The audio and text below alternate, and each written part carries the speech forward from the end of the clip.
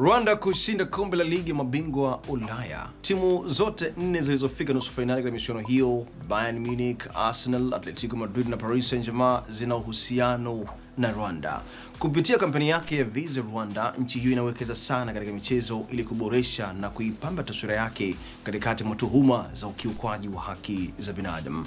Lakini ushirikiano huu unapitia maswaibu chungu nzima. Bayern Munich ilijikuta kwenye shinikizo kubwa kutoka kwa mashabiki wake hadi kuamua kusitisha rasmi udhamini huo. Gut, es ist ja ein Konflikt und auch jetzt mit auch internationalen Reaktionen in den letzten Tagen. Wir beschäftigen uns natürlich damit.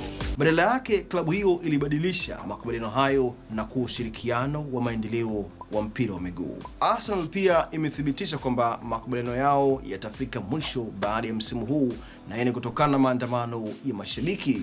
PSG na Atletico Madrid wanaendeleza makubaliano yao kama sehemu ya juhudi kubwa za Rwanda za kuitangaza nchi hiyo katika majukwaa makubwa ya soka duniani. Lakini kwa nini vilabu hivi bora viliingia kwenye ushirikiano huu?